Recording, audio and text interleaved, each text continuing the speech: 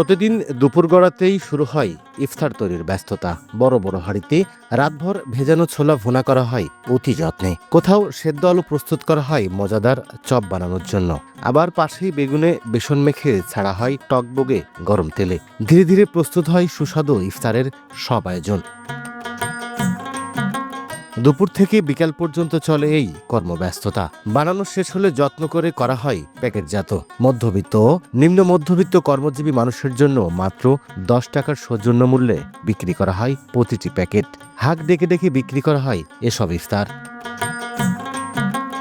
মানবিক এই উদ্যোগটি নিয়েছে তরুণদের গড়া স্বেচ্ছাসেবী সংগঠন রাইজিং ইউথ সোসাইটি। পুরো মাস জুড়ে মানুষের পাশে দাঁড়ানোর এই ছোট্ট প্রচেষ্টা যেন ছড়িয়ে দিচ্ছে সহমর্মিতার ভালোবাসার বার্তা। ছোলা, বেগুনি, আলুর চপ, জিলাপি, মুড়িয়ার খেজুরের একটি প্যাকেট মাত্র 10 টাকায় পেয়ে খুশি সাধারণ মানুষ। আমাদের রাইজিং ইউথ সোসাইটির পক্ষ থেকে 10 টাকার ইফতার ক্যাম্পের প্রধান উদ্দেশ্য হচ্ছে মধ্যবিত্ত এবং নিম্নবিত্ত শ্রেণীর মানুষ যারা লজ্জায় কোথাও যাইতে পারেন এবং কারো কাছে হাত পেতে চাইতে পারেন, এই সকল মানুষদের কথা চিন্তা করে আমরা প্রথম 2023 সালে এই 10 টাকার ইফতার ক্যাম্পের আয়োজন শুরু করি।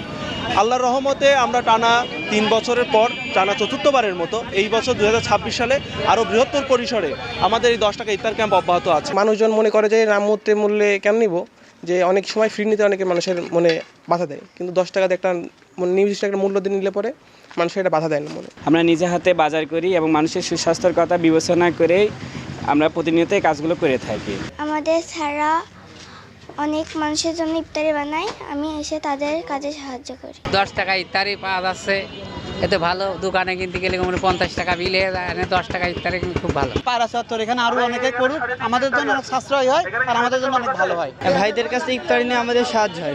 গরিব মানুষের জন্য যদি প্রতিনিয়ত এভাবে কাজ করা হয়, তা দেখা যাচ্ছে প্রত্যেকটা লোকই উপকৃত হবে এবং সবাই কম বেশি খেয়ে সুযোগ সুবিধা ভোগ করতে পারবে। আলহামদুলিল্লাহ, এখানে যা দেওয়া থাকে একজন মানুষের ক্ষেত্রে এটা খুবই আলহামদুলিল্লাহ খুবই সাশ্রয়ের মধ্যে ইফতারটা সে পরিপূর্ণভাবে করতে পারে। ঝিনাইদহ শহরের পায়রা চত্বরে প্রতিদিন অন্তত 350 থেকে 550 প্যাকেট ইফতার বিক্রি করা হয়, যা গড়ে পুরো রমজান মাসে প্রায় 15,000 মানুষের হাতে পৌঁছে যায়।